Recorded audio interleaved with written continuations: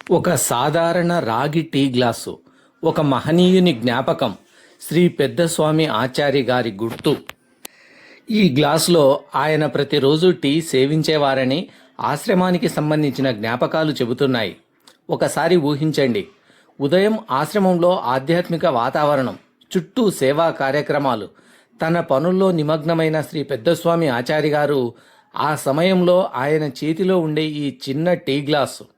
ఇది పెద్ద విషయం అనిపించకపోవచ్చు, కానీ ఒక వ్యక్తి జీవితం అనేది కేవలం గొప్ప సంఘటనలతోనే తయారవ్వదు.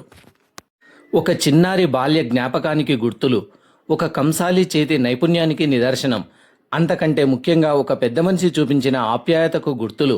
మాందుడ్డి విశ్వబ్రాహ్మణ ఆశ్రమంతో ముడిపడి ఉన్న ఈ అరుదైన మొలగజ్జల వెనుక ఉన్న ఒక కథను ఇప్పుడు తెలుసుకుందాం.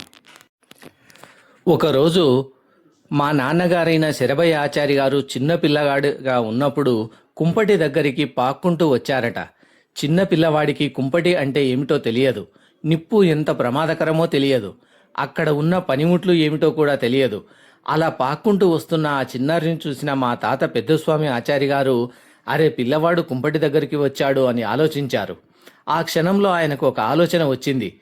ఈ పిల్లవాడు ఎక్కడికి వెళ్తున్నాడో తెలుసుకోవాలి, తాను ఎక్కడ ఉన్నాడో గుర్తించడానికి కూడా ఏదైనా ఉండాలి. అప్పుడు నా కొడుకు నడుముకు కట్టడానికి ఒక మొలగజ్జ తయారు చేయాలని నిర్ణయించుకున్నారట.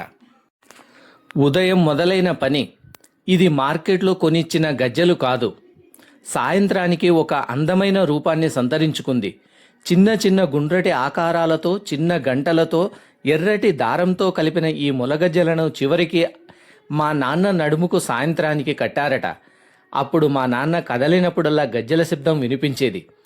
ఇక మా నాన్న కుంపటి వైపు పాక్కుంటూ వస్తే రాకను ముందుగానే గుర్తించవచ్చు. అంటే ఈ మొలగజ్జలు అందం కోసం మాత్రమే కాదు, ఆ చిన్నారిపై శ్రద్ధ చూపించే ఒక ప్రేమకు గుర్తుగా కూడా మారాయి. ఈరోజు ఈ మొలగజ్జలు మన ముందున్నాయి.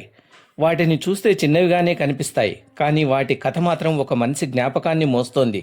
ఒకప్పుడు కుంపటి దగ్గరకు పాక్కుంటూ వచ్చిన శరభయ్యాచారిని గమనించిన పెద్దస్వామి ఆచారి గారు ఉదయం నుంచి సాయంత్రం వరకు కష్టపడి తయారు చేసిన ఈ మొలగజ్జలు, ఇవన్నీ కలిపితే ఇది ఒక ఆభరణం కథ కాదు, ఇది ఒక ఆప్యాయత కథ, ఇది ఒక బాల్య జ్ఞాపకం, ఇది చేతి వృత్తికి నిదర్శనం. మాందొడ్డి విశ్వబ్రాహ్మణ ఆశ్రమంలో ఇలాంటి ప్రతి వస్తువు వెనుక ఒక కథ ఉంది. ఈ కథలను తెలుసుకోవాలంటే శివప్రసాది ఆచారి ఛానల్ను సబ్స్క్రైబ్ చేయండి. ఎందుకంటే వస్తువులు మిగిలిపోతాయి, కానీ వాటి వెనుక ఉన్న కథ చెప్పినప్పుడే జ్ఞాపకాలు జీవిస్తాయి. నమస్కారం, ధన్యవాదాలు.